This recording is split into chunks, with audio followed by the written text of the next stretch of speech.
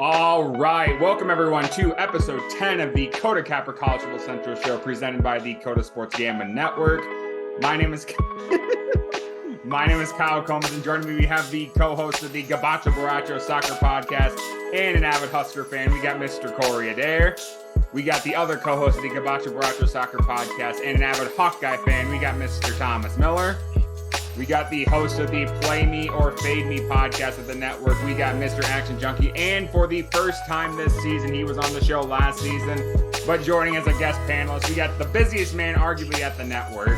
We're lucky to get him in the schedule, but we're glad to have him. We got the Milwaukee living man himself. We got Mr. VFC. Fellas, it is week 9 college football. How are we all feeling today? Fantastic, Kyle. I'm absolutely pumped to be back.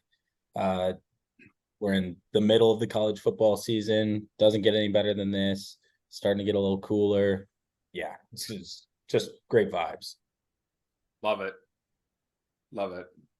Corey, what's going on? How you doing? I'm a little salty. I could have swept the board last week, but Wisconsin had to give up 21 points in the first 2.5 quarters, just to turn around and win it 25-21. You know, that 1 point right there. Never gonna forgive him. Never. Ruined my entire fucking weekend. Yeah, that's huge for the Corey has to wear a Colorado shirt on the last episode. Bet. Wait, what? Remind me of that bet again, Thomas. With PG, short for potato gobbler.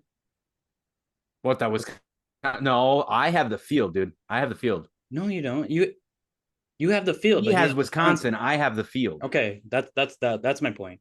Thank you for making my point. Yes. So they play Ohio State. They literally could get to the end of the season with 2 losses in the conference. Until they lose the week before Black Friday. Yeah. So the bet is PG has Wisconsin. You have the field, right? Correct. In the West. In the West. Okay. Just in the West. Just in the West. Okay, interesting.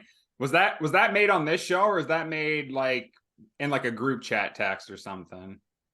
That was in the group chat. Okay. What's That on was the in the group table chat. for PG? What happens if PG? He has to wear Texas. Oh my goodness. Yeah, he has to go horns up for a day for an episode Yeah. of something. I don't know. He's got to get a picture in it. It's basically just a picture. Wisconsin ain't winning it though. There's like what, 1 or 2 teams that control their own destiny. They're not one of them, are they? Are they the other one? I don't know. Can't remember after last week. It's the West. Everyone's going to lose 2 more times. Don't worry about it yet. I was just gonna say that. Action, what's going on with you? How you doing? I'm signaling here. I'm calling for a fair catch. Okay. That's all I'm doing. I'm doing well. I have made my Perfect. comments about the game and about the Hawkeyes known on social media, several social media platforms, and I'm not going to entertain you boys by saying the same stuff I've already said. I've made my points known about Iowa and about that call, and I'm Thomas, if you want to say something you can, but I've made my points known numerous times, and I'm not going further with it. Yeah, it wasn't a fair catch. That's it. One of the worst calls you can make, just because of like that's not even what they went to look at the replay. Mm-hmm. There's a couple different field level views from behind the Minnesota punt team, and you can see nobody stopped. Everybody was still just going. They didn't call it on the field. They went to go look, see if he stepped out of bounds. Obviously, he didn't. He didn't call for a fair catch. It wasn't even close. Probably doesn't matter, but whatever.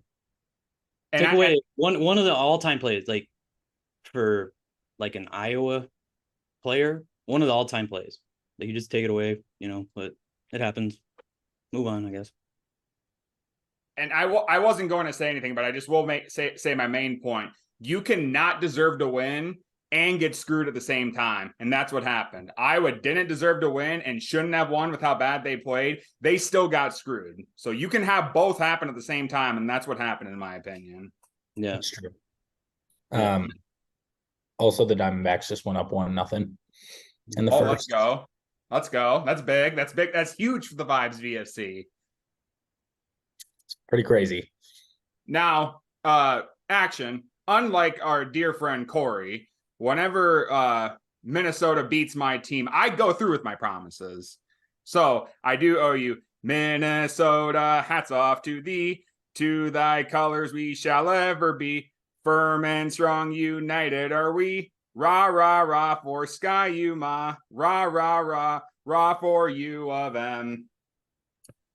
Rah, that was a great job. Great job. Sky Yuma. Let's go get another one this week. See, and I thought I could do this. I can't do this. He was better, Corey. That was he was incredible. better. Yeah, that was No, great. no, I he- mean, It's like did on better. beat and everything. He did Well- much better, but I'm sorry, man. What was the song he just sang? What was that? Minnesota Rouser? I know. Yeah.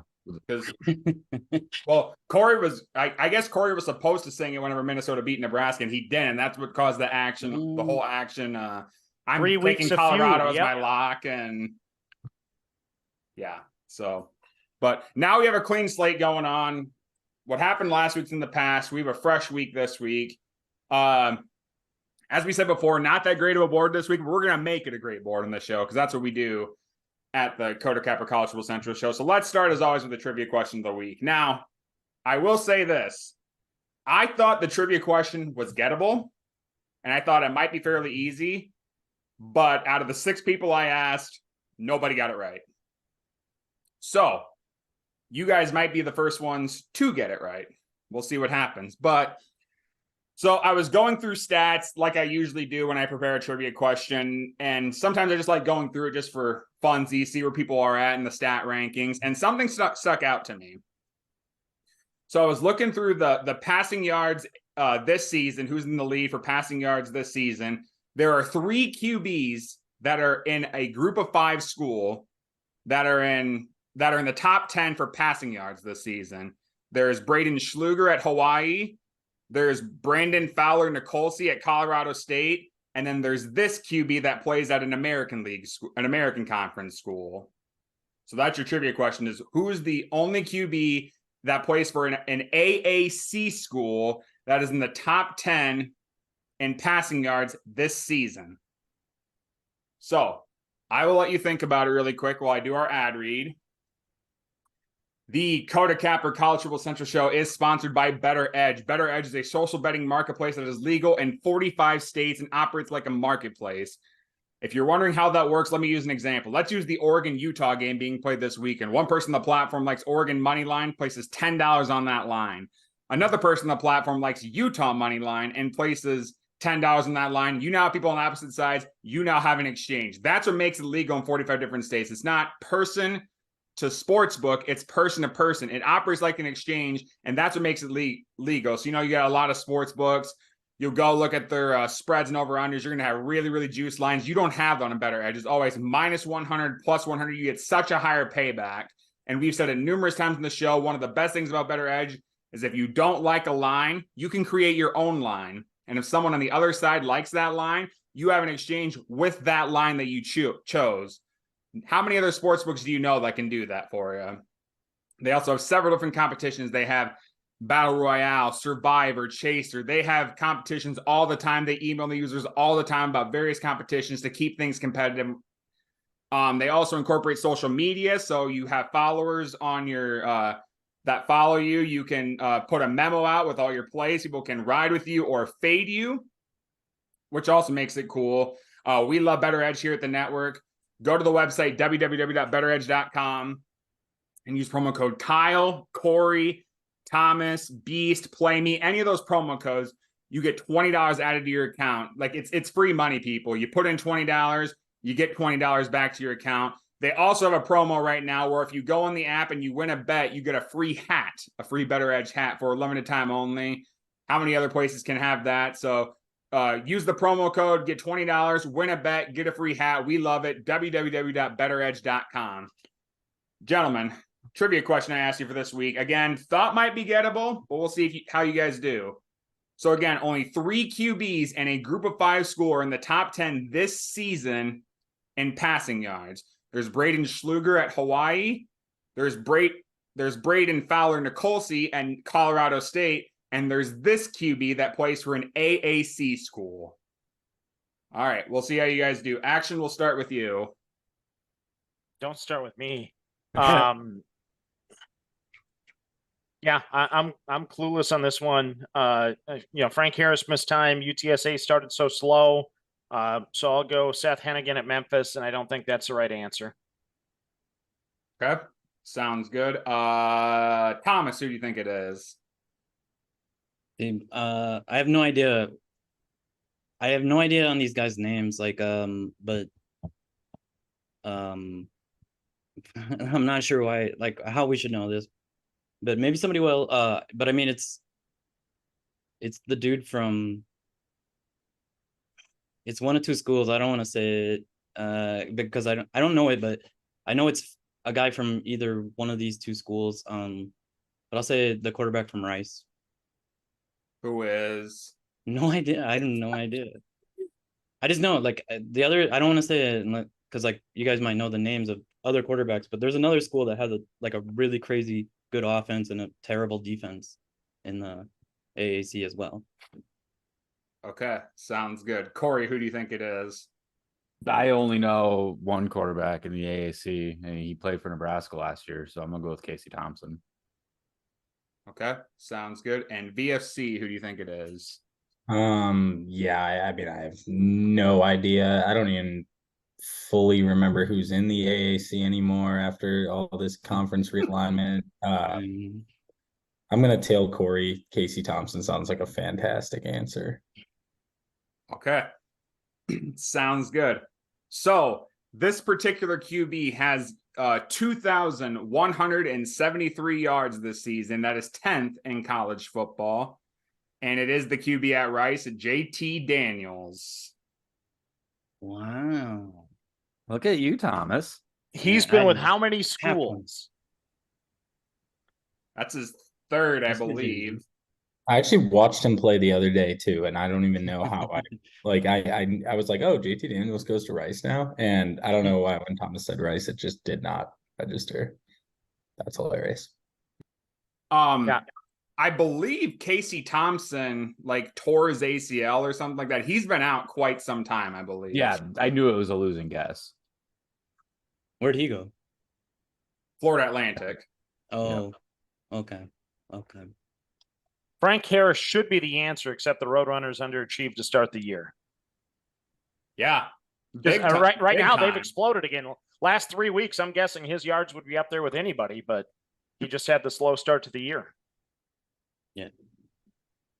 I was actually pleasantly surprised when I looked at that stat too, because he didn't do as good at Georgia. He was hurt. West Virginia, he wasn't that great. But yeah, he's lighting it up. Rice is the 5th best team in the American right now. Would have never told you that was the case at the beginning of the season. So, all right. Thomas, I'll give it to you. That's a trivia win for you. All right, I'll take it. Who's number one overall? The LSU quarterback? No, Michael Penix. Michael Penix is number one, even after the week he had? Mm-hmm. Interesting. Yeah. And Jaden Daniels is up there, like you said, and I think Bo Nix is up there too, and Shadur, obviously. So, all right, sounds good, gentlemen. Well, before we go on to our Week 9 snake draft, let's really quick highlight Week 8. So a lot of upsets happened, and a lot of games went down to the wire, and some teams that probably should have been upset weren't upset. So let's just talk about Week 8. Thomas, since you got the trivia question right, we'll start with you. What really stood out to you Week 8? Just honestly that teams aren't really separating themselves. I can't off the top of my head think of a top 10 team that just had a dominating week this past week, like you said, a lot of teams were playing, just messing around with teams they have no business messing around with. It worked out in a couple of bets that I had, Oklahoma messed around with UCF the whole game. what other one am I thinking? Washington, Arizona State. Like that's one. Like Arizona State looked like a really good, that was a 12-7 game. I think it finished 15-7, but it was an actually good 15-7 game, like guys were making plays on offense. It was just like better defense, or, they would just like kind of fail going down. It wasn't like watching, like Iowa where it's just brutal and you can't handle it at all. It was an actually low scoring game, but really good. It's just like I was saying, I wish this year was the first year of the 12-team playoff. I think you could really have some crazy games all throughout the playoff. Definitely. And Arizona State's actually played a lot of teams really close. Colorado only beat them by 3. USC only beat them by a couple of touchdowns. Cal only beat them by 3. I mean, they're playing teams really close despite their record. Yep. Corey, what about you? What stood out to you last week? There's a couple things. I don't want to spend too much time on each one of them, but I think people are going to have to start looking at Missouri a little bit more. As much as it pains me to say, I absolutely cannot stand the Tigers, but they're just chugging along. I mean, they won by 22. They're looking good. I think the massive amount of disrespect we gave Kyle Whittingham last week came to bite us in the ass as a panel. Nobody really threw a flag out. I was tempted to, and I didn't do it. I think we all owe him an apology. He masterclassed that game. I love seeing the videos coming out where they wait till the absolute last second to sub their biggest defensive lineman out so that they force USC to have to take timeouts and force them into not being able to get set on offense, finding loopholes. And I mean, it's Kyle Whittingham. It's what we talked about before the season started. And he did it again. Utah's the team to beat in the Pac-12 until everybody starts saying it. I'm going to shout it from the rooftops. I'm never going to doubt him again. And then I think in contrary to what Thomas said about teams separating themselves, I do think Florida State, Ohio State, Michigan did separate themselves a little bit last week. I think what Florida State did against a good Duke team was impressive. Michigan, I may or may not be willing to say I think they're the best team in the country this year. I don't know. I am to that point. And then anytime you get a top 10 win at home, Ohio State, doing it again.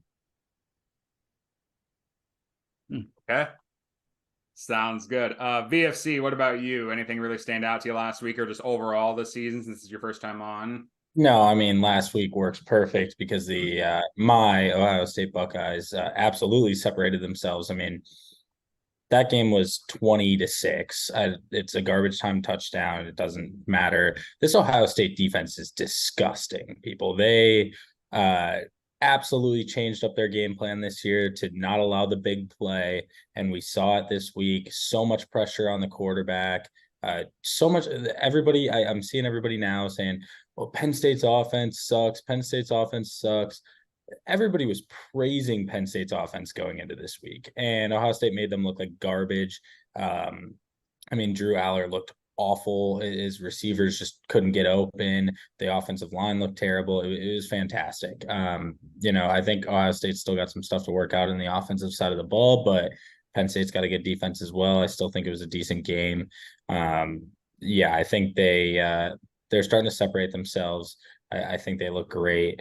2 massive wins now. Got a road game this week at Wisconsin, and then pretty light schedule until Michigan, who, by the way, Michigan has looked great, but just like Penn State before this week, had not played literally anyone.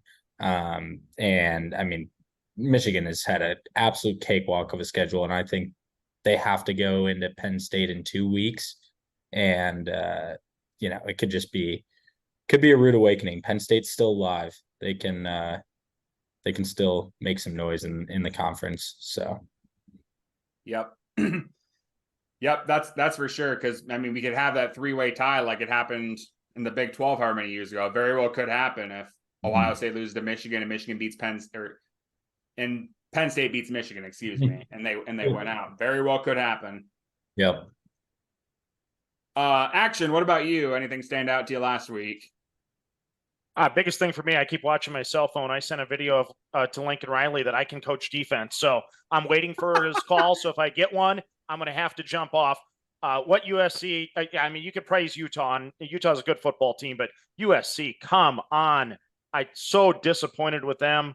I obviously had Caleb Williams going back to back for the Heisman, so that thing's over. And I wrote off Alabama too early. What they did in the second half against Tennessee shows me that they still have some potential this year. So I'm not ready to write off Nick Saban and this season quite yet there. And Texas, Oklahoma, you had the 2-week hangover. Both had to flirt with it. They survived and advanced, but nothing extremely impressive there. Ohio State, biggest winner of the weekend in my mind. Yep. I couldn't agree more. And actually, to wrap it up, Utah was the biggest thing for me. And I'm glad DJ is not on, because DJ would roll his eyes at me when I say this statement. But Utah is doing all they are this season, and Rising hasn't played a snap. Like, Utah is a night and day different offense when Rising plays versus Bryson Barnes. Bryson Barnes has been good, but just imagine how good this Utah team would have been if Rising was healthy. So I'm just impressed with how they've been defensively. They have a really, really tough stretch, though. They play Oregon this week. They play Arizona, who I just talked with Thomas, is not as bad as what the record shows. And then they play at Washington. So they have a really tough 3-game stretch here down the road. So we'll see what happens. But before we go on, I try to pose like a question to everybody before we kind of wrap up the week. So Action kind of mentioned Caleb Williams probably out for the Heisman. Like, that ship's probably sailed at this point. I'm gonna defer my answer to this question because I'm still holding on to a Jordan Travis Heisman ticket, and I'm still hoping that cashes. But if you could give a Heisman vote right now, who do you think deserves the Heisman? I'll open that up to anybody. If you could give like a Heisman vote right now. I can go. I think it's Michael Penix. I think him and JJ are kind of like the odds-on favorites right now, which is insane to me. I'm also holding a JJ McCarthy ticket, and I thought that was dead after like week 2. But I have that, and I also have a Jordan Travis ticket. But I'd probably give it to Penix right now. I mean, Washington just looks unbelievable. He looks so mature out there. It's crazy. He just is very cool, calm, collected. They look awesome. I mean, they're very liable to make a splash and have a big end to the season. So I think the leader of that team, who's overperformed and is leading the nation in a lot of stats, it's Michael Penix for me. Okay, very good. Who wants to go next? Anybody? I'm gonna go with JJ. I made that comment last week, and he just keeps being super consistent and looking excellent every week. So, I mean, until he has a really bad game, I'm gonna say it's JJ McCarthy, best player on the best team. Yep. Very good.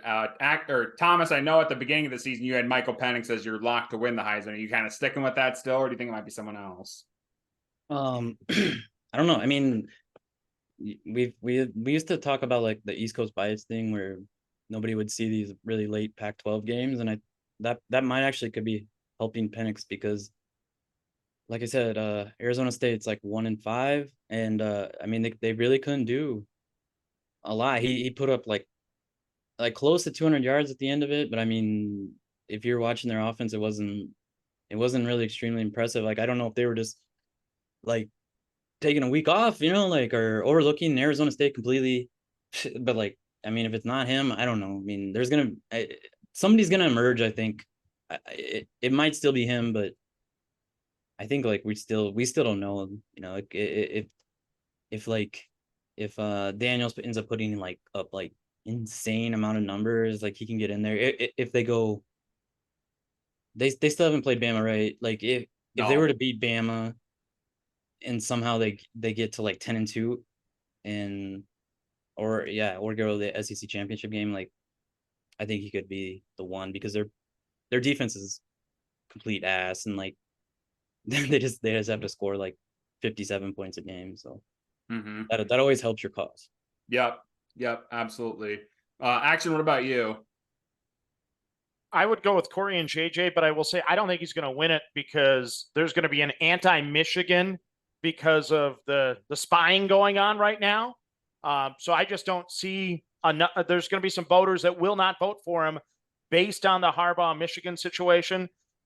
So don't rule out Bo Nix. Bo Nix goes into Utah this week. If he gets a big win there, puts up good stats against that team, looking at the rest of the Oregon schedule, he has an opportunity to put up against Utah, California, USC. You know he's going to put up a ton. Unless I'm there as their defensive coordinator, they're going to put up like 40-some points there. The Arizona State, Oregon State. I think Bo Nix probably has the schedule to maybe get it done. So I'm going to throw him still in the mix. I need to shout out our buddy Beast on this because he brought it up in the group chat and I messaged him today about it in conjunction with what Action's saying there, that this Michigan thing's not a non-story. He wanted me to make that clear, that this, whatever's going on, there's definitely more to it than Michigan fans are letting on. I'm saying they're the best team in the country, but this is putting a huge stain on that, in my opinion. And I agree with Action. I think this is just such a story. I think this is Harbaugh's last year at Michigan. I think he has to go to the NFL after this. I just don't think Harbaugh, you are the head coach of the Chicago Bears. You absolutely are. Welcome. Ready for it. You with open arms. No, but genuinely about JJ, I mean, yes, I hear what you're saying about certain voters maybe not voting for Michigan across the board. But I mean, he hasn't really, I mean, again, they haven't played anyone yet. Obviously that Nebraska defense, I think is good enough, but still at the same time, it's just, they really haven't played anyone. He's got 2 massive tests coming up in the month of November, 3 weeks apart from each other. And I mean, Penn State, great defense, Ohio State, great defense. If he can look good and they win both those games, I think like they're just gonna absolutely hand it to him on a silver platter. But that's a big if. You know, you got to look good and win against 2 really tough teams. But if they do, if they go undefeated, if he looks good against those teams, it's his award to win. Yeah, I don't even necessarily think he has to look like all that great either. I think he just has to have like that one little signature moment that impacts the game and then win, just because of how good those opponents are. Yeah. It's true. So I agree with all your takes about the Heisman people. And again, I'm still holding on to a Jordan Travis Heisman ticket, so I'm pretty biased with this. But I will say, you know, Corey made a really good point. It usually goes to the best player on the best team. If we're talking about just the best overall player in the country, Thomas brought him up. You're going to have a hard time convincing me that there's a better player in the country than Jaden Daniels right now. He's playing about as good as any player in the country right now. You have a hard time convincing me that there's somebody playing better than him. But like Corey said, they have 2 losses already, and if they don't beat Bama and they don't make the SEC championship, it's not going to happen. But with the stats that he's putting up, I mean, it's hard to convince me otherwise that there's a person playing better than him right now. But I think the last time somebody did that, it was Manziel, and he had that Heisman moment game against Bama. So, I mean, he'd have to do it in that type of moment. He had that opportunity against Florida State, didn't take advantage of it, and I don't know if he's going to get that type of opportunity again. Something happened in the baseball game, VFC. Alec Boehm, solo shot to tie it up in the bottom of the second. Not good. Wow. Game 7s, man.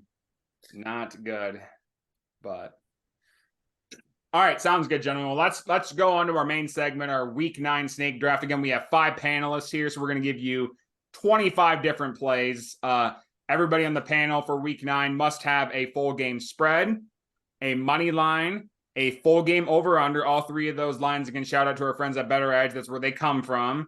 A team total and a first half play. First half can be any sort of play. Really, really quick. The standings for last week for Week 8. I finished in first with a 4-1 plus 10.81 unit day. It's my 3rd snake draft win of the year. Corey finished 4-1 plus 5.11 unit day. As he said, his 5-unit play was the only one that did not hit. So had that hit, he would have probably finished first, but still very solid showing nonetheless. Our guest panelist last week, DJ, finished with a 3-2 plus 0.16 unit day.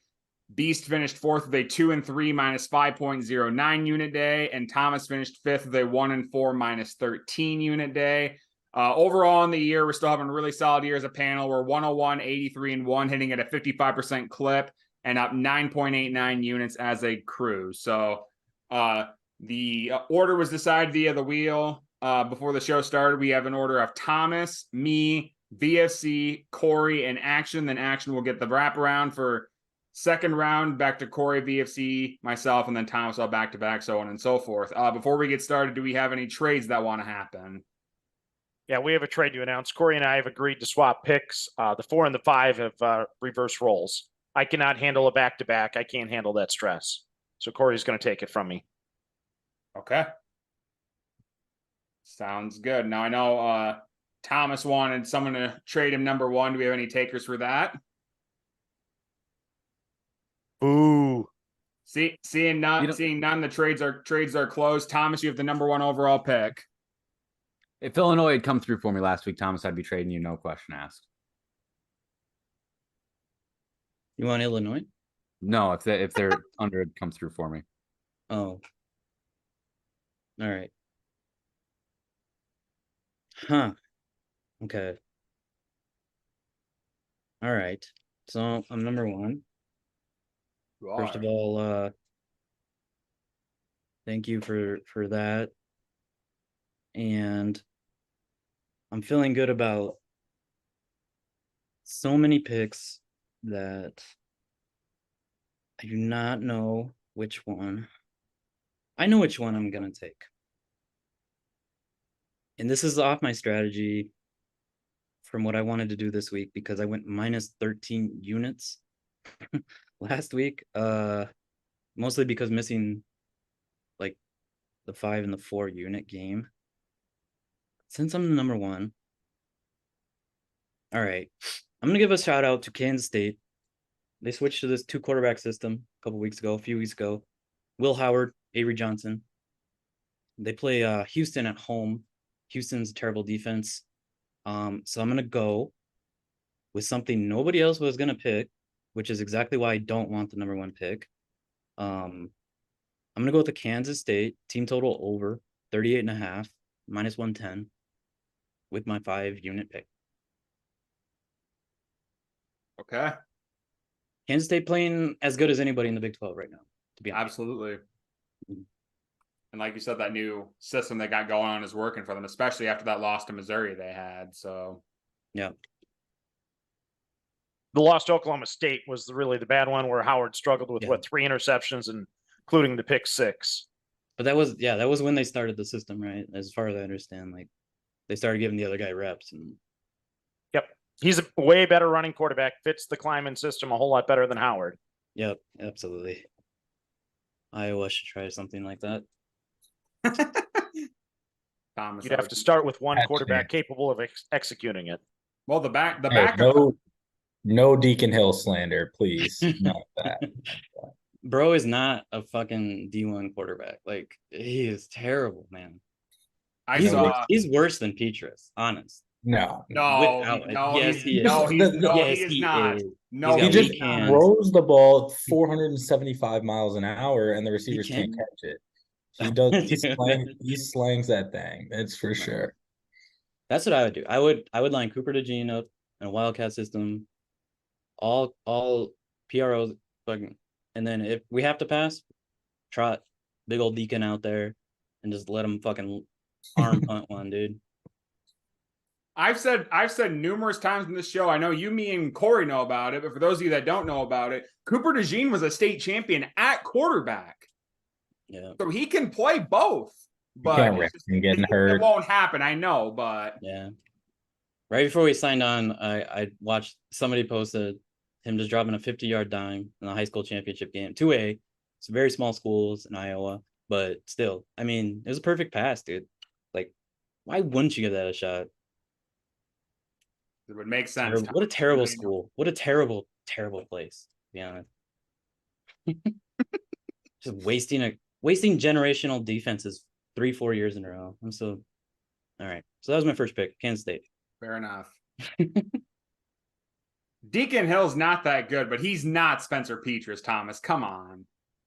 Dude, Petrus, I don't know. Thomas, we can have a debate off air. How about that? Just let him grieve. Yeah. I mean, he didn't have offensive line was terrible. They're really bad this year. They were worse last year. I mean, who knows? I don't know. Nope, I don't know. I'm not Brian Ferentz. I was gonna say, I think they're both products of the coaching. Yeah.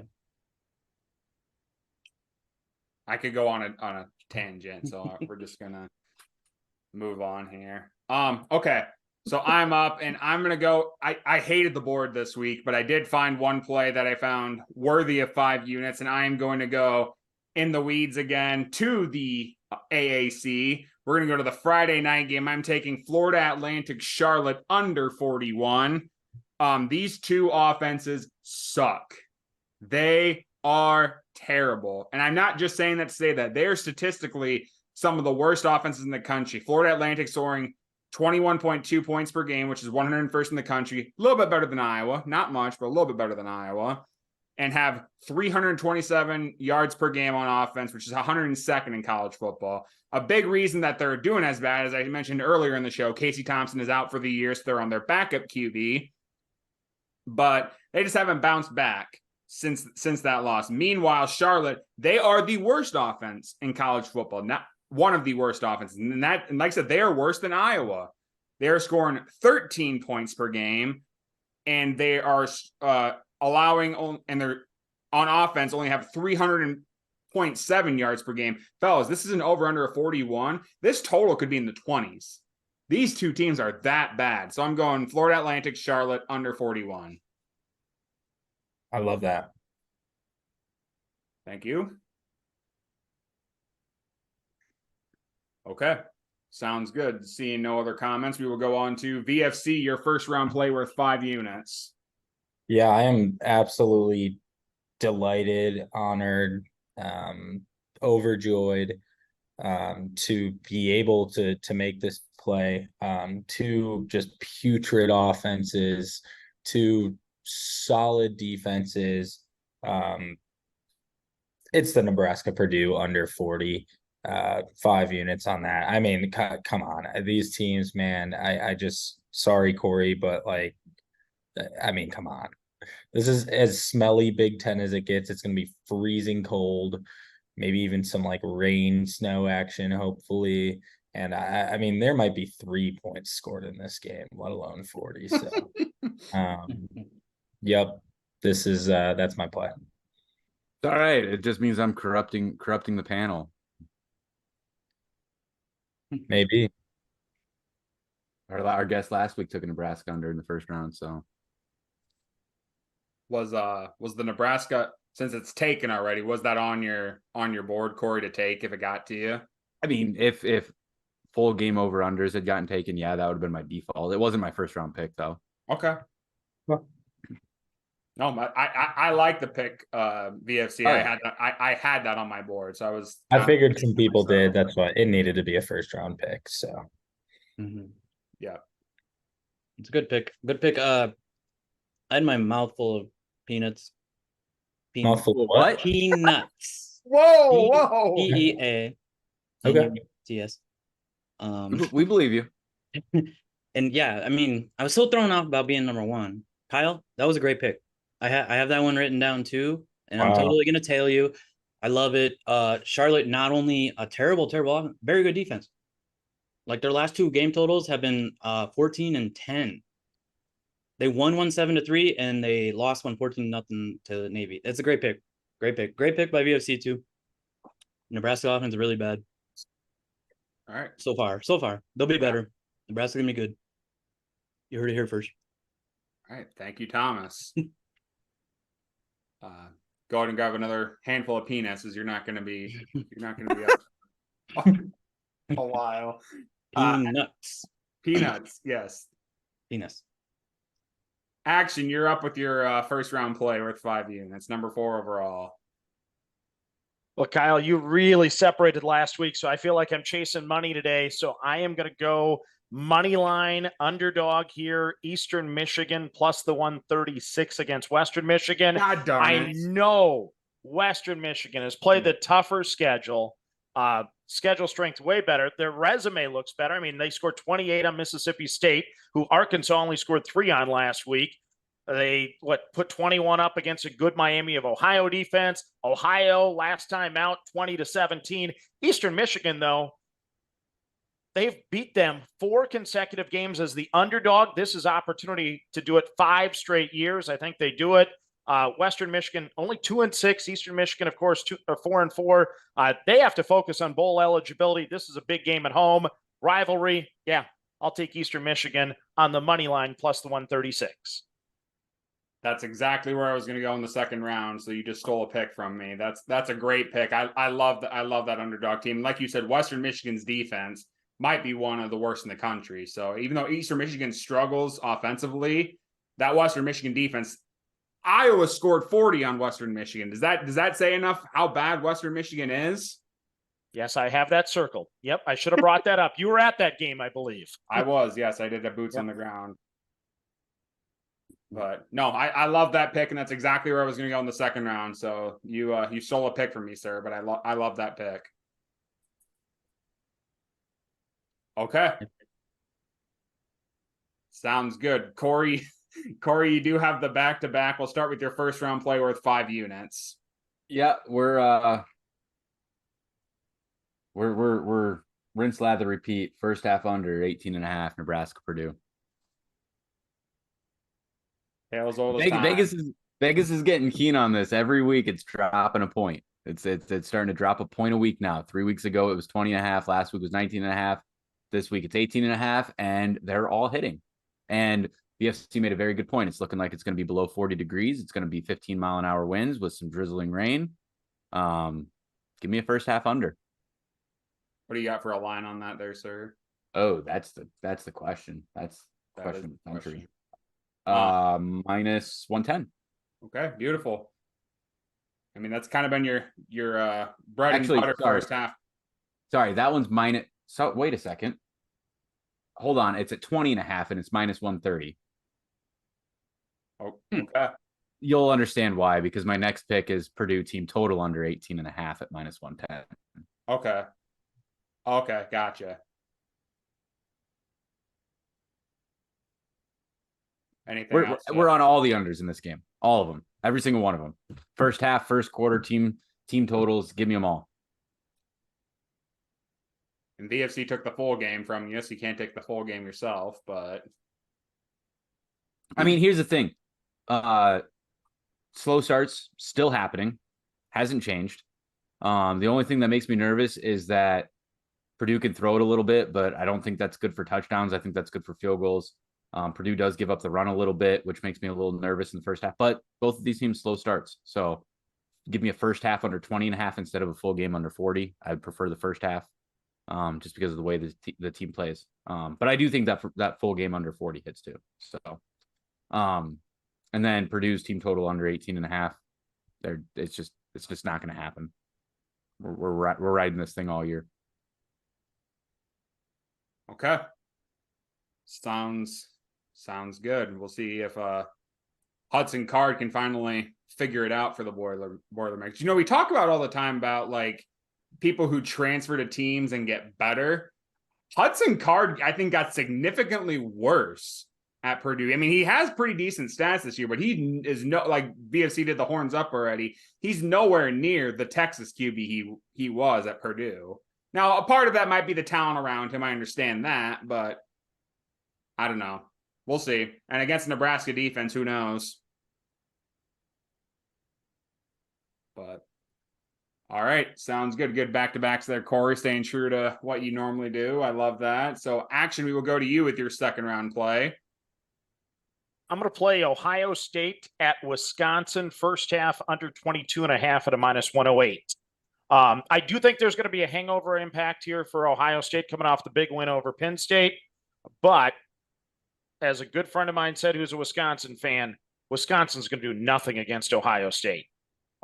So I don't expect the Badgers. If the Badgers get on the scoreboard in the first half, it's by accident. It's going to be because of a fluky play. They're not going to do it offensively. So I like the under 22.5. I think Ohio State comes out maybe a little bit sluggish, and that'll get me the under. Okay. I really like that play personally. I'm gonna have boots on the ground for that game. Ooh, here we go. So very, very excited about that. And yeah, I had originally been looking at that full game under It was the only other one I wrote down, and I will probably be playing both of those. So love it. That's at Madison, right? VSC, you're gonna go to. Yep, only an hour away. So There you go. there. For those of you that don't know, VFC is always boots on the ground somewhere. So this isn't a surprise Somewhere. to anybody on the panel. It's like every other week, dude. I think this might be my last one. Oh no, that's not true. Won't be my last one this season. Northwestern Iowa at Wrigley will be my last of the season. That's gonna be such an ugly. That's a cool game, though. It's gonna be disgusting, but I'm so excited. It's gonna Yep. be. I'm so excited. That'll be fun though. Oh yeah. I'm jealous of you. All right. Well, sounds good. Good pick there, Action. I also was considering that myself when doing the play, so I like that. But VFC, we'll go to you now with your second round play. Yep, I got a little bounce back spot here on the spread. I'm looking at App State minus 17. I'm pretty sure they play Southern Miss. But look, I mean, App State lost a heartbreaker at Old Dominion last week. Old Dominion scored in the last minute or so. A little rushing touchdown action, game under the lights. Really, really tough loss. I think this is a huge bounce back spot for App State. I think they're at home, obviously, and I think 17 is going to look like a very small number. So App State minus 17. Who do they play, did you say? I think it's Southern Miss. Okay. I didn't write it down, but I'm 99% sure that's who it was. Frank Harris Jr., I believe, is on, or not Frank Harris. Frank Gore Jr., I think is on. Yeah, Yeah. ineffective running this year. Yeah. Oh, really? They have been bad. Yeah. Okay. Sounds good. Yeah, that could work out very nicely for you there, VSC. I love that. All right, so I'm up now. I'm going to go with a team total, and this might surprise some people. We'll see, but I'm taking Virginia team total under 13.5 at a minus 115. Virginia had their Super Bowl last week. We didn't talk about that game, which we should have, but Virginia beat North Carolina, a surprise to many. And anybody that even remotely thought that blanking on his name, North Carolina QB. Drake May. There you go, Drake May. And anybody that even thought that Drake May had a shot at the Heisman, it's gone now. But Virginia, they had their Super Bowl last week. They're going to Miami, and people are going to tell me, oh man, after that Virginia game, you can't say Virginia stinks. Virginia stinks. North Carolina just played about as bad as they could. And I think Miami's going to hold them in check. I think they're going to have a massive hangover game, Virginia will, going in this game. And I don't think they score 2 touchdowns. I'm taking Virginia team total under 13.5. I can get that at minus 115 on DraftKings. So that is where I'm going to go. Okay. Sounds good.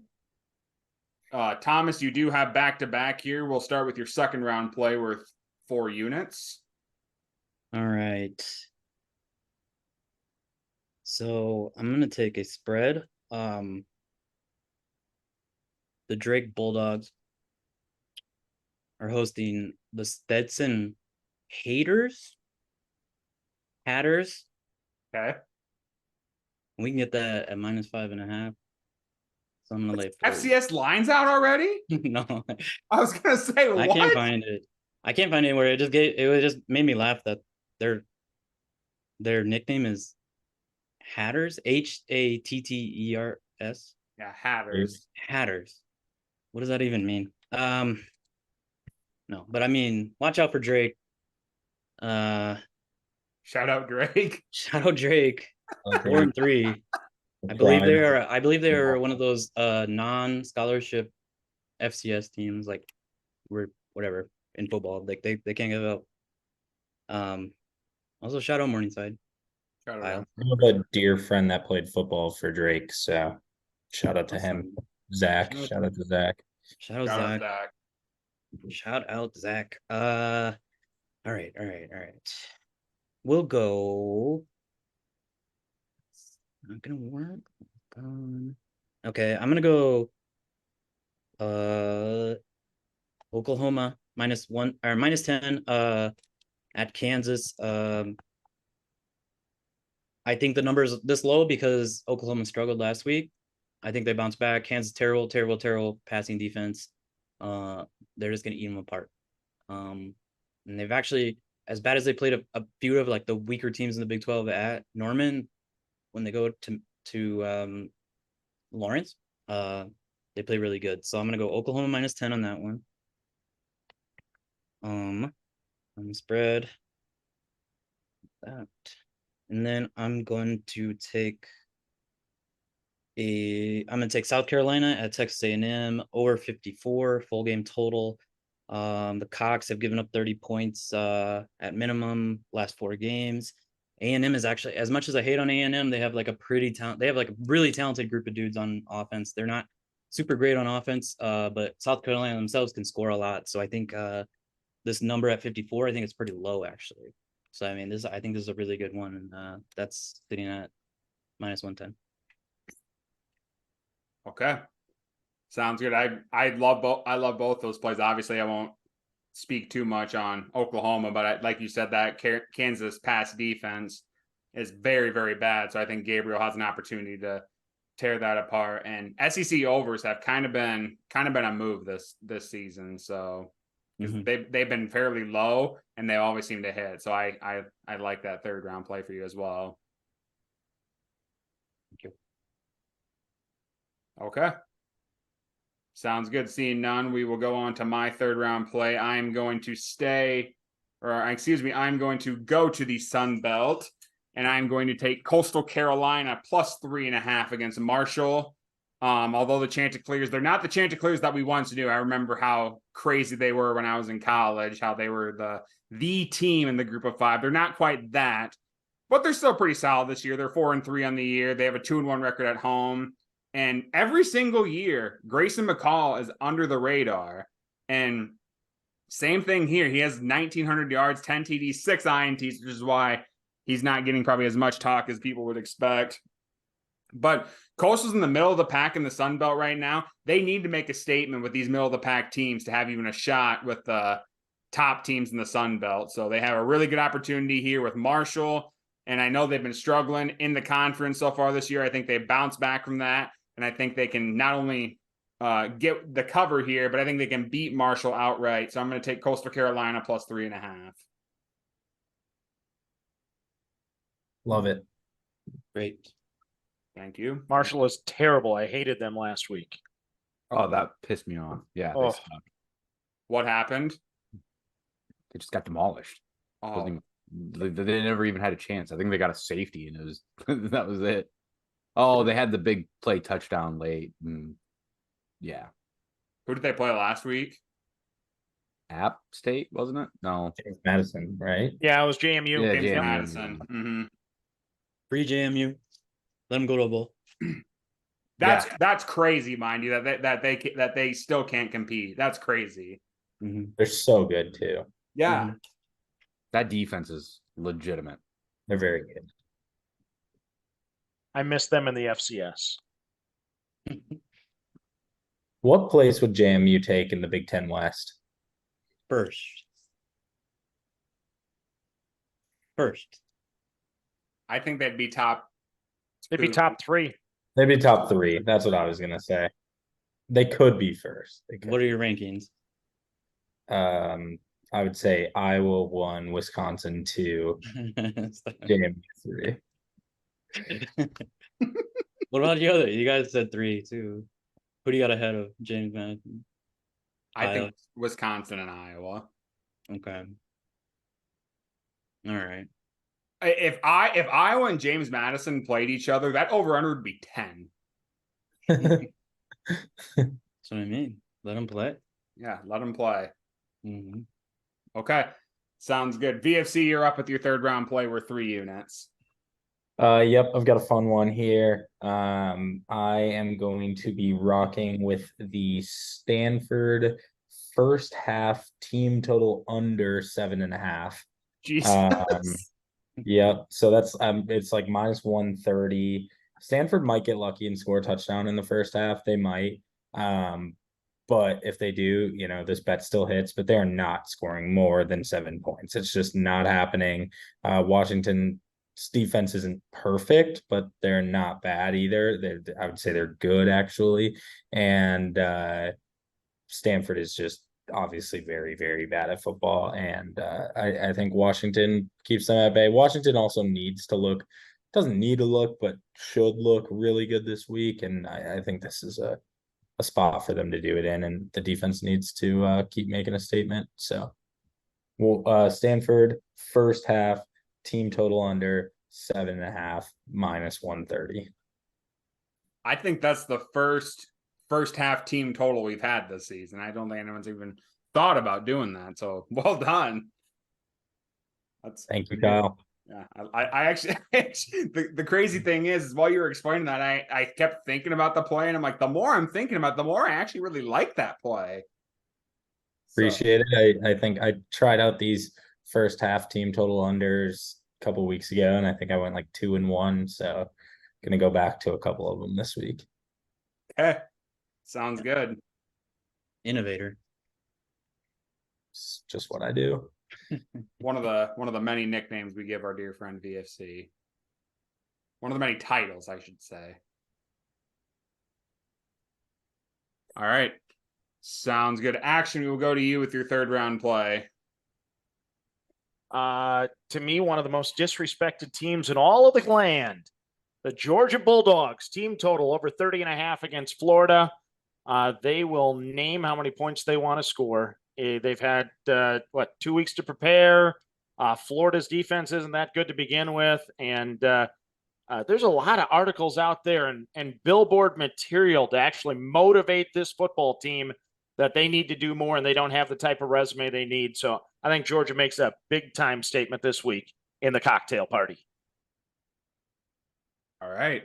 That's a really good pick and a good point. Like, I had literally forgot that Georgia played college football. Like, they are kind of disrespected, like, almost constantly. They're sleepwalking a little bit. I mean, with Brock Bowers out and stuff, they're sleepwalking. Yeah. I like the pick. I'm just saying, like, I think some of the disrespect is warranted. They haven't looked great. Yeah. But I like the pick. No, I agree with you. They haven't looked great, but that's even more fuel for motivation here because For sure, they need when Georgia's played one ranked team this year, that was Kentucky. What was the result of that game? 51-13. They can answer the bell. This is a talented team. I agree.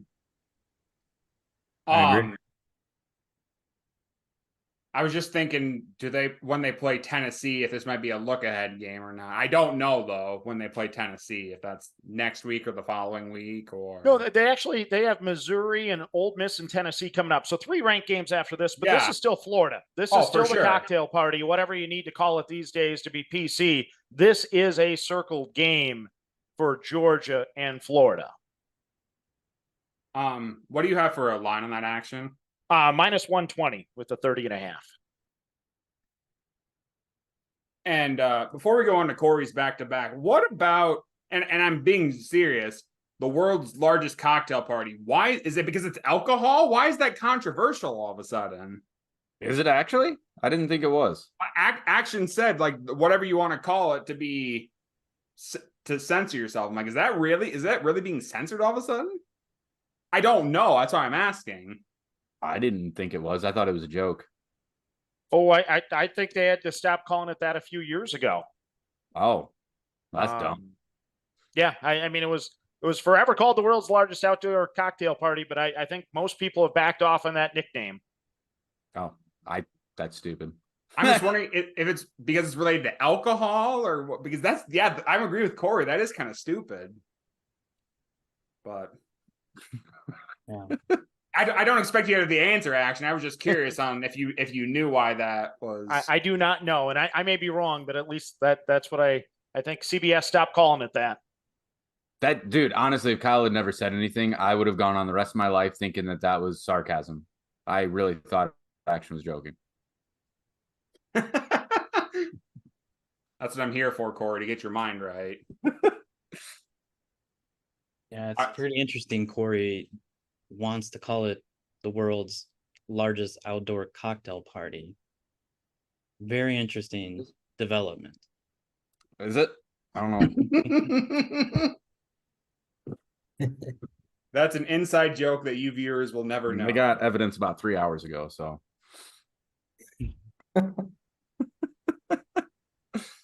Corey, you have back-to-back picks. We'll start with your third round play. All right, so I got a money line, a spread, and a full game over under. I'm gonna go. I don't know which one.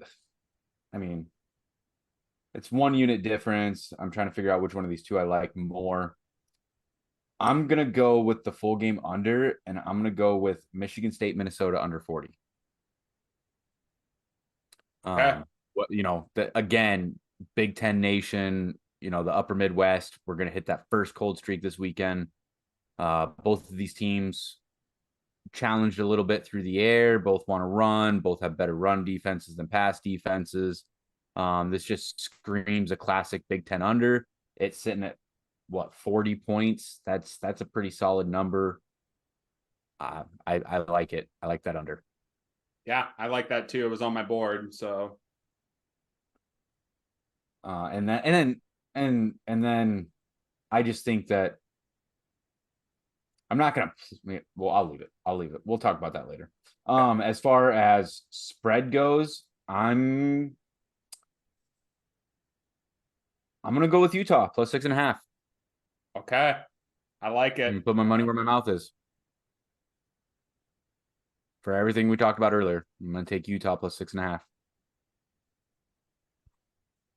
People talk all the time about like home atmospheres that's tough to play in. And again, people are going to think that we're just all over Utah. Utah is a tough atmosphere to play in for a home team, like for an away team, excuse me. Oregon, it's going to be tough. I really do. I actually like that spread. Yep. I don't know if it's a trap or not. That total for that game is low too at 48, but yeah, I think Utah is better than 6.5 at home against Oregon. Utah plays quarterback. Utah plays some serious defense at home. They've only given the highest scoring game at home this year has been 14. They've held Pac-12 teams to 7, 11, and 14. So they're a good defense in general, but then when they play in Salt Lake City. Yep. Hey, and when play at home. And don't forget 4,200 feet. Nothing to stop. Yeah, it feels different. It definitely feels different. And they've been balling out on defense. It's a great pick. Great pick, Corey. Yep, I like 4,200 feet. But 4,200 feet of fast-paced offense will slow down a little bit. Yep. Okay, sounds good. Sounds like you got a lot of people on your side with both those picks, Corey. So very nicely done. You have a little time to wait till your Mr. Irrelevant pick. But action, we will go to you with your fourth round play. Yeah, Corey officially took my Minnesota-Michigan State play. I love that one. So I'm going to go to the wanted back. the trade. You wanted the trade. Yeah, I did, and I paid the price, I guess. I can't believe Kyle hasn't taken this one. I'm going to the MAC, Miami of Ohio and Ohio. Give me the game under 39. Ooh, okay. We're just going to disrespect Ohio while someone's wearing an Ohio Bobcats hat. Oh, I'm not disrespecting Ohio. They just got a great defense. Exactly. I mean, if Miami of Ohio, I mean, what's their team total? I should look that up too, because that team total for Miami of Ohio has to be really low. Not Kent State low, but still quite low. Let's see. The team total of oh my god, I should have played this 15.5. I love that under. Yeah, I don't know if Miami, Ohio's getting 16 on Ohio. That might have been the move. But yeah, only Rocky Lombardi can pull off that feat. You're damn right. Our true king, Rocky Lombardi. The pride of Des Moines, Iowa. Yeah. He was so good, Brian didn't even offer him. Yeah. It's true. Shout out Beast. Shout out Beast. Yeah. Did just catching strays. He's not even on the show. Okay. Sounds action. I like that play. I would have played. Considered playing it, but that Florida Atlantic Charlotte under was just too good to pass up on. So that's why I stayed away. But nope, that's a good pick. VFC, we will go to you with your 4th round play. Yeah, I'm actually gonna stick in the same game that I went with my last play. And I'm going to be taking the Washington team total over 42.5. That's at minus 115. I think Washington has a solid defense. On the flip side, Stanford has the worst defense to ever grace a football field. I mean, they're horrendous. Again, Washington's offense going to be a little bit pissed off after last week. I think Michael Penix wants to win the Heisman, and this is a great game to pad your stats for the Heisman.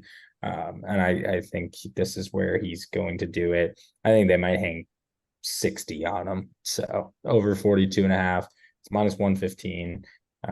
Yep, Washington team total over. Yeah, there's no way Washington's going to have back-to-back bad games like they did against Arizona. Yeah, I don't see it. Stanford's defense is horrible. You're right. So bad. Okay. Okay. Sounds good. Yeah, I like that play a lot. VFC, so nicely done. Okay. I'm up now. Action took my money line, so I had to pivot. So I will go with my other money line I had written down, and I'm going to go the Duke Blue Devils money line at a plus 173 against Louisville. Duke's defense is legit this year. I mean, I know they had a bad week against Florida State, but Florida State is head and shoulders above every other team in the ACC right now. So I don't take that with as much of a look as most people might. But Duke's only allowing 15 points per game all season, even with that Florida State game under their belt. This defense is solid, and Riley Leonard, I know he's been hurt and he's starting to come back and not playing as good since he's been back. I think he does enough to get them the win against Louisville. And Louisville, they're kind of getting all the praise in the world because they beat Notre Dame. I don't know what to expect out of Louisville, so I'm gonna take Duke money line at a plus 173. And that is where I will go. Okay, sounds good. Thomas, you do have back-to-back to end round 4 and start the final round 5. All right. I'll use this time to explain a little bit behind the world's largest outdoor cocktail party. City of Jacksonville wanted to stop calling it all the way back in 1988 from what they called a bunch of drunk outbursts by both fans. Then they asked CBS to stop calling it that in 2006 and call it the River City game. Hold on. Yeah, the River City Showdown. But it seems like in a reversal of like what we're used to in 2023, like it seems like people are calling it the largest outdoor cocktail party again. So just a little history there. I looked it up. Thank you very much. I appreciate that. Yeah. So I knock out my last two right here, right? Yep, your last okay, two. I'm gonna go Wazoo money line at Arizona State. Wazoo's not a terrible team. They saw what Arizona State can do last week.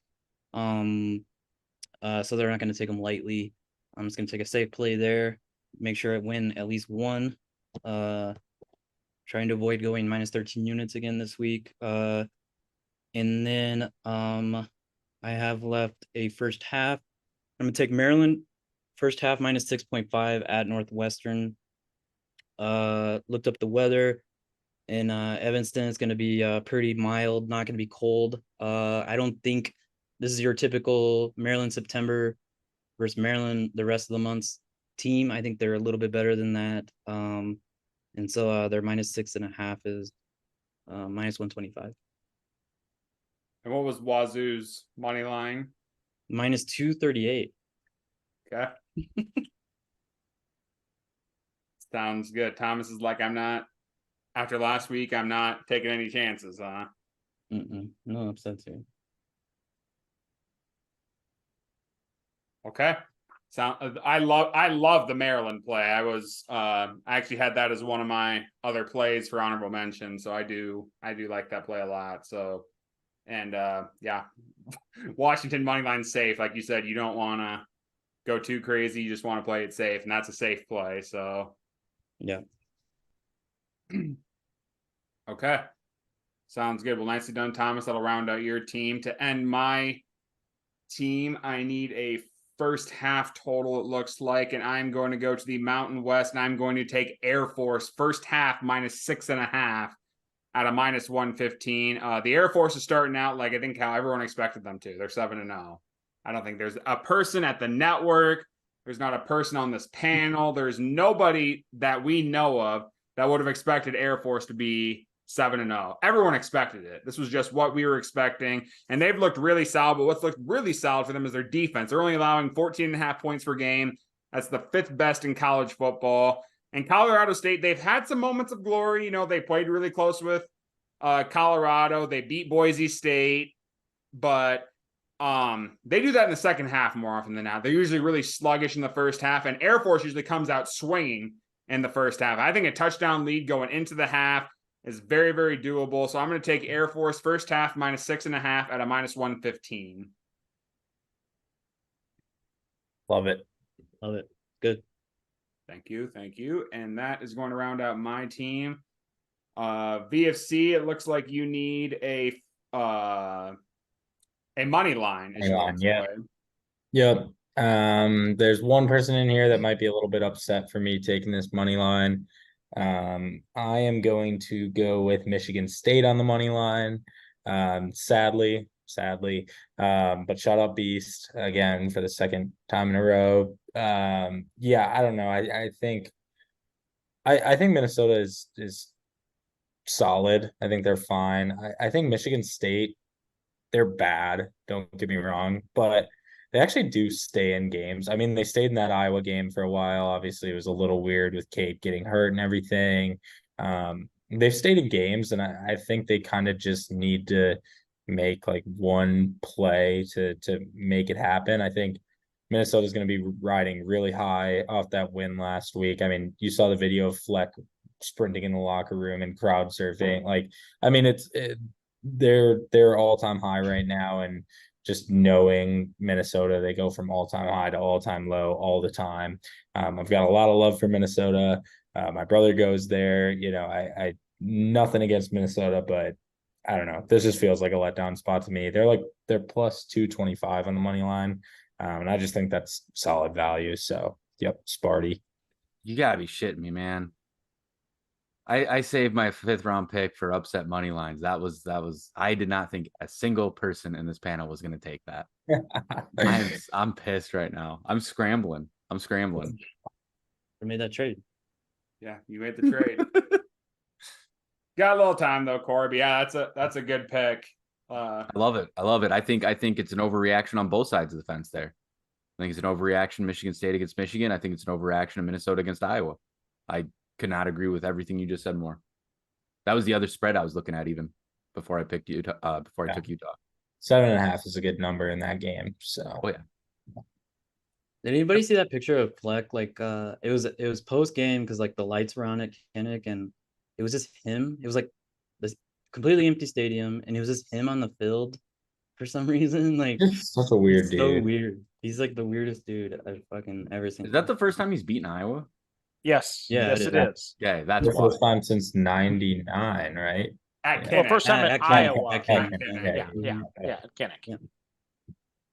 You know, when it comes 2014, we beat him 51-13. Yeah, that's right.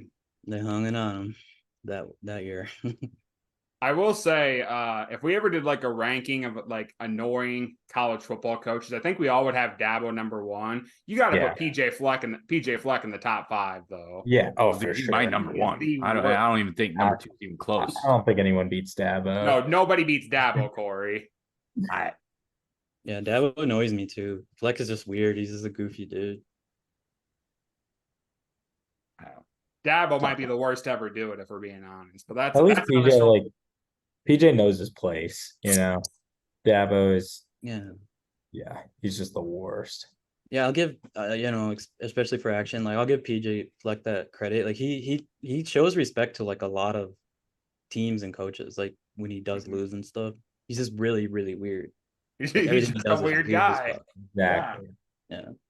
As he says, he's not for everyone. Mm-hmm. Yeah.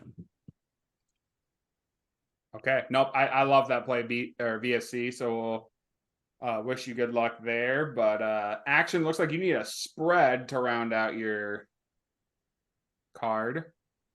I have nothing left to say because, believe it or not, I was actually taking Michigan State plus 7.5 here. I love my Gophers, but it's the situational spot. You guys nailed it. That's my play. I need a winner. Love it. Yeah. Gophers win ugly, but they win. There's an opportunity for both to happen. The Gophers win and that covers. So, and there's a very good chance because I think this is going to be an ugly football game. We're going to have a major letdown. That's a good first half play too on Michigan State. Everything I'm hearing screams under. I'm just throwing that out there too. It could be 3-3 at halftime, 6-3 at halftime. I mean, the Iowa game could look like an offensive explosion by the time this thing is done. And this game's in Minnesota. That's at Minnesota, isn't it? Yeah. Yep. And so I was supposed to get snow. I got a feeling if I was supposed to get snow this week, and Minnesota's going to get snow.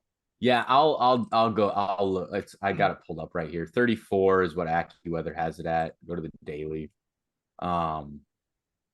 Wait for it to load. We're looking at 38, cloudy, cold with rain and snow, 10-mile-an-hour winds. Football weather, baby. Football weather for two great It's offenses. here. And that's a 2:30 kickoff. Yep. Let's go. Nope. I love that pick, Action. You and VFC. I think Michigan State is a good shot against Minnesota. So 64% chance precipitation. weather doesn't matter. It's true. It does not. VFC gets the joke. Yeah, weather does not matter. VFC was in a group last year with JT, DJ, and Beast and Soup. So he knows a thing or two about bits. I think this crew needs to bring back the Four Loco episode, if we're being honest. Whenever Corey can drink again, we will be doing a Four Loco episode, I think. So next season. Wait, I got it. We all meet up. Corey's designated driver, and we're all just slamming Four Locos in like a van. We rent a van, and then we just like put a dashboard cam right there, and we record an episode like that. Ooh, okay. Okay. I Corey hate just this idea. driving. I hate this idea. Hilarious. Action come to Iowa challenge. Oh, I don't know. We'll see. But there's some interesting ideas with that visit. So Actually, I don't know you, and you seem like a really nice guy, but I mean, like, Four Locos seems like your type of drink. Like, am I wrong about that? no. We won't go down that path. We'll save that for after the show. How about that? Action actually starts every single day with a gold Four Locos, so he needs like at least 2 to feel a buzz at this point. No, we just open the day with a Yag bomb, and then we just add one every couple hours, and we're good to go. Yeah. Nice. Sounds like a great day. Not gonna lie. You need energy. Yeah. All right, Corey, I think we're giving you plenty of time here. Mr. Irrelevant, Yeah. you need a money line. Yeah. What are the money lines that I nobody's taken Wyoming yet, right? Nope. All right. We're gonna take the Cowboys money line. What do you got him at? That's a really good question. Plus 154. Yep. They're both coming off of losses. I think Wyoming's better than BYU or Boise State. I mean, I think they're better than Boise. Let's ride with the Cowboys. At the Blue, though, it's a tough place to play. Yeah, it's a 1-unit play. It's an upset money line. No, that's fine. I like the strategy of using your 1-unit play on an underdog. Like, that's really smart. You're right though. You don't usually bet against the Smurf turf. But that wasn't a challenge flag by any stretch of the imagination. I was just stating the fact that it's tough to play at the Blue. It is. but I'm just going to ride with the better team is all. And I mean, if you're going to win there, you got to be able to do it on the ground. And I think that's where Wyoming's forte is on the ground. So, Okay. Sounds good. Well, gentlemen, let's go through the teams really quick, and then we'll go to honorable mentions, finish out with upsets and locks, and we'll call her a night. Thomas, Kansas State, team total over 38.5 at a -110. Oklahoma -10. South Carolina, Texas A&M over 54. Washington money line at a -238. Maryland first half -6.5 at a -125. Kyle, Florida Atlantic, Charlotte under 41. Virginia, team total under 13.5 at a -115. Coastal Carolina +3.5. Duke money line at a +173. And Air Force first half -6.5 at a -115. VFC, Nebraska, Purdue under 40. App State -17. Stanford first half team total under 7.5 at a -130. Washington State team total over 42.5 at a -120. Michigan State money line at a +225. Action, Eastern Michigan money line at a +136. Ohio State, Wisconsin first half under 22.5 at a -108. Georgia team total over 30.5 at a -120. Miami, Ohio under 39, and Michigan State +7.5. Corey, Nebraska, Purdue first half under 20.5. Purdue team total under 18.5. Michigan State, Minnesota under 40. Utah +6.5, and Wyoming money line at a +154. So let's go through honorable mentions really quick. Thomas, we'll start with you. Do you have any honorable mentions that you had? I don't. Just the clerical thing. For the graphic, my pick is Washington State money line. By the way, Washington State Washington State money line. Yeah, at a I plus. I probably said Washington. I don't know. Okay, that's great to know. That would have helped. Yeah, me. Washington is probably like -2,500 on the Yeah. on the money line. I think he'd win that one for sure, though. Yeah, he would. That's why I kept telling him it's a safe pick. It's a safe pick. I didn't know it was Washington State. Yeah, it's Washington State. Sorry. Nope, you're good. All right, what do you got for honorable mentions, Thomas? Anything? No. I mean, yeah, I think, one of the first weeks that a lot of people hit on my board. I will shout out the St. Louis Blues for scoring an empty net goal to try to give this Grand Salami parlay an actual chance. We're up to 10 goals in that game. We had But 10 I don't have goals any. in the Senators Sabres game too. Is that what you said? Sorry, I might have missed it. I always said Yeah. Blues. Oh, I think I meant Oh, Sabres. Gotcha. Sabres. Yeah. 10 is huge. Mm-hmm. Thomas, what was your Maryland play again? My Maryland play is first half -6.5. Okay. I like Maryland's team total under 31.5 in that game. That was one of my honorable mentions. I think this is where Maryland kind of slows down. They lost to Illinois a couple weeks ago. I think they definitely could be winning by a touchdown and a half, but I think it's going to be lower scoring than they think it is. And I don't think they're necessarily going to pull away easily in the end. I don't know. I think it's closer in the end, and I don't think they get to 32. I think this is where you can start fading Maryland a little bit this year. Mm-hmm. Yeah, I mentioned that I think they're a little better than what we've talked about it, you and I especially, that there's a different team. Maryland, September Maryland versus October, November Maryland, but especially this point. Maryland's coming off a bye week too, so I mean, a little bit. Yes. You know. But they did rear. No, they did show November Maryland against Illinois. So. Oh yeah, absolutely. I think I picked Maryland spread, and they straight up lost. It was like 6.5 or 7.5 or something. So I think you got to do a little minor alert. Mm-hmm. It's Spade Maryland season officially from this point forward. Getting that point. I like BYU plus 17.5. I know Texas is a certain word. Not saying they're going to lose. Action. Just saying that's a lot of points, and BYU's been playing people tough this year. Okay. QB situation too, obviously. So yeah. Yep. Action, do you have any honorable mentions that weren't named? I think I like Auburn minus the 6.5 against Mississippi State. That's a game I'm looking at. I'm kind of looking at those letdown type spots for a lot of teams. You got a couple rivalry games. The modern day hate Georgia State, Georgia Southern. I kind of like Georgia State in that game. Yeah, some good ones out there this week. Anybody want to ride a fun one with Ohio State, Wisconsin over 43.5? No chance, Lions. No, Nope. no. Nope. I mean, they let Illinois score 21 last week. Well, we'll see what happens. Maybe my friends will have a few beers and be like, "Come on, let's just bet the over since we're there anyway," and then maybe I'll be convinced. But I like the under. They Did, let Illinois score 21. That's It's a fluke. Mordecai didn't play last week, right? No, I don't think he's playing this week either. And honestly, their backup looked insane in the second half last week, specifically the fourth quarter. So. I don't think he has a chance to come back until the Nebraska game. I think that's the first week that they're predicting him to be questionable. Yeah, he's pretty hurt. Yeah, you don't want to break your hand or fingers or whatever it was when as a quarterback. Like, Oh, when he said I can't throw, I knew that wasn't good. yeah, but that guy who came in, he looked wild, but he had a week. He played great. Again, that fourth quarter last week, he was awesome. Their receivers made some big plays too, but he looked awesome. It's too bad that defense couldn't show up in the first half. Yeah. VFC, you have any honorable mentions that weren't named?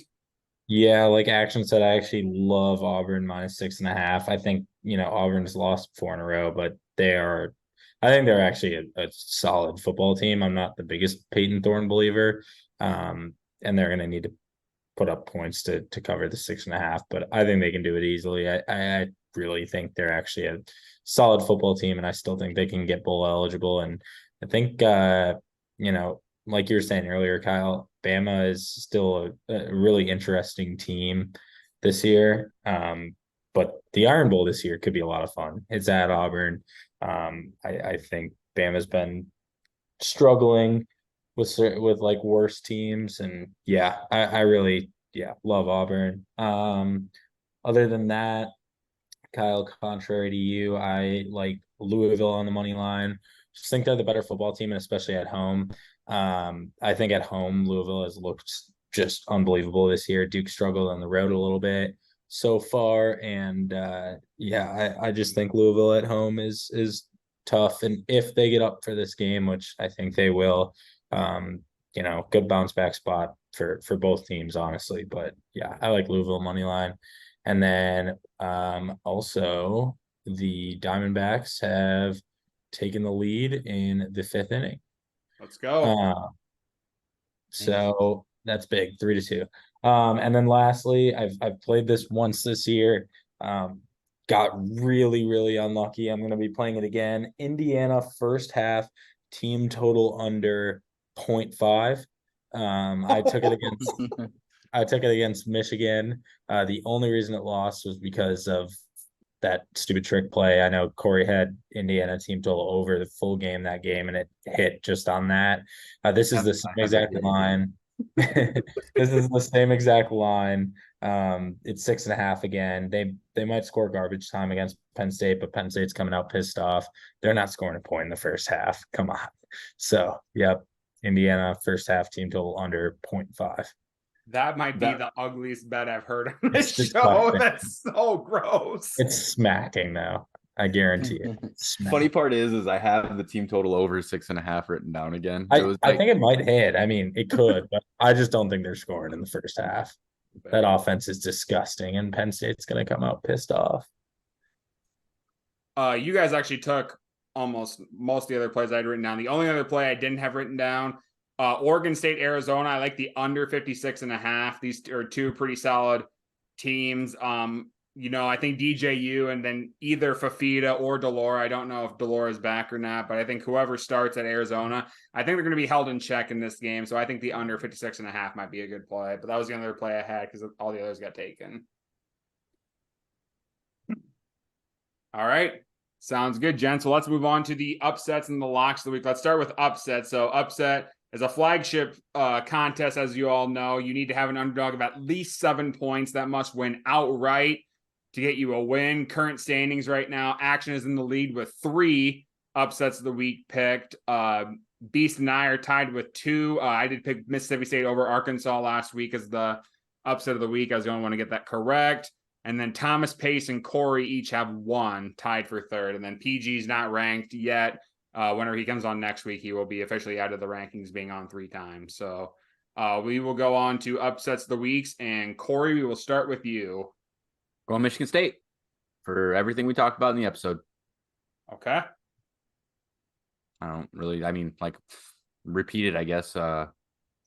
Bounce. I think it's overreaction on both sides. I think Michigan State's been playing teams close. I think they're due for a win. I think Minnesota is going to be riding too high, taking that pig back up to Minneapolis, and it's a good letdown spot. Yeah. Do these two play for a trophy? I think they do, don't they? I don't think so. But No. if they do, I don't know about it. The little brown jug is Michigan for Minnesota. We have the Axe, and we have the Governor's Bell with Penn State. I think we have 4 trophy games. That's it. Okay. I could be wrong. Some of we them don't care about it really anyway. Well, actually, once again, Michigan State on the other side, we only play once every 8 years these days. Well, yep. Thomas, what do you have as your upset of the week? I'm gonna take NC State +10 at home versus Clemson. NC State's coming off a week off. I think that's a huge value in college generally. I did see a couple teams coming off a week off last week that really were just ass coming out the gate. But one of them ended up winning, controversially. Projections I were looking at, it only has a 5-point spread, even though it's 10. So I mean, that's just one play by NC State, one home field, weird play that wouldn't happen ever at Death Valley, happens there, and NC State gets the W. Okay. Sounds good. VFC, what do you got for your upset of the week? I was gonna give out Michigan State too, but I'll actually give out something else. I'm going to go with North Texas plus 7.5 against Memphis. Well, on the money line, it's plus 250. This is going to be just a high scoring shootout. Shout out to former North Texas wide receiver Jalen Darden. I think they get this thing done. Okay. Sounds good. My upset of the week is against a lot of you on the panel. I know you guys talked about this team, but I'm going to go the opposite direction. I'm going to take Mississippi State over Auburn as my upset of the week. Bulldogs, they're not as bad as people make them seem. They had 2 bad games against Alabama and LSU, and they played South Carolina really close. But if they play teams that aren't top of the conference, they've been playing solid. Whereas Auburn, their only wins in the year against UMass, Cal, and Samford. Peyton Thorne, people thought he'd be a decent transfer. He just hasn't been. And I know Jordan Hare is a really tough place to play, but I think Mississippi State can pull it off here. So I'm going to take Mississippi State over Auburn as my upset of the week. And Action, wrap it up for us. What are you going with? Well, I'm going to the team that let's see. I'm going to switch it up here. Never mind. I'm going to go West Virginia at UCF. Since you made that comment, UCF played a nobody last week that's overrated in Oklahoma. They could have beat them. They should have beat them. And, so West Virginia is going to absolutely crush UCF in an upset. Nice. Sang the Minnesota Rouser for you, too. I thought you'd be nice. Yeah. Okay. Yeah. No. Neil Brown's coaching for his job, right? He's always coaching for his job. He needs to win that one. And, UCF could be a little bit down after that heartbreaking loss at Oklahoma. Well, I hope West Virginia does better for you than they did for me last week. Yeah, I had them too. So. All right. Sounds good. Let's round up the show with locks of the week. Lock of the week, very, very simple. The lock hits, you get a win. If it doesn't, you get a loss. About as simple as it gets. Current standings right now. No, because you might think the standings are weird. It goes off a win percentage. Excuse me, the standings do. Action is in first place with a 7-1 record in the lock of the week contest, followed by Corey with a 5-3 record. Beast 3-2. I am 4-4, and Thomas is 3-5. Again, PG will be added to the standings when he's back on the show next week, but PG is 1-1 in locks of the week. So let's round out the show as always with locks of the week, and we will have our guest VFC go first. Yeah, so I know I kind of just gave out this play, but it's a fun play. It's something we're all going to be tuned into. I'm going back to Indiana team total under 0.5 in the first half. I mean, I just think it's so fun, and yeah, it's smacking. It's smacking. I can't wait for them to return the opening kickoff back for a touchdown. Who does Indiana got this weekend? Penn State. Penn State. That's such a gross line. I love it, but it is so gross. So best of luck, sir. Thank you. Thomas, what do you got for your lock of the week? I got one we've already talked about. Corey played it. Then I jumped in with how good Utah defense has been, especially at home. And what would probably be considered the game of the week, I'm going Utah -7 at home versus Oregon. +7. +7. Utah's the underdogs, right? Yeah. They are. If you want to give me 7, I'll take the other side there. Put All that right. on Better Edge right now, and I'll do it. Okay. Yeah, it's gonna be So my you luck should of the want week. them +7. Hold on. I wrote it down weird. I wrote the word Utes. So Utah is an underdog at home. Yes. As the Right. 2-time defending Pac-12 champion. I don't think it's a Okay. bad play on your part. Don't get me wrong. Then I'm going Utah +7. All right. Sounds good. My lock of the week, action took it from me money line, but I like the spread. I'm taking Eastern Michigan +1.5 as my lock of the week. Both these teams are terrible.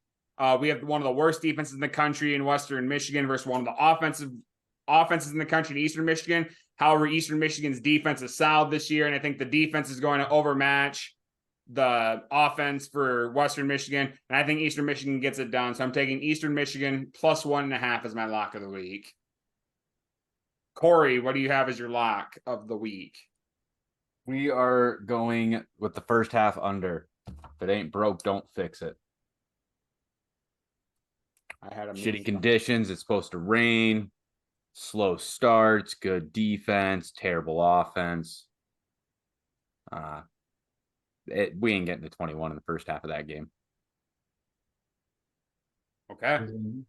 Sounds good. And action, wrap it up for us with your lock of the week.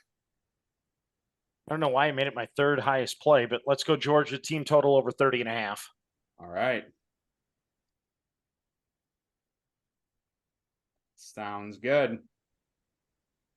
All right, gentlemen, this was fun getting chaps in college football. VFC, as always, thanks for hopping on. I know you are about as busy as anybody, if not the busiest man at the network, but just know that the invitation to come on the show is absolutely always open for you. We loved having you on. Of course, boys. I appreciate it. It was a blast.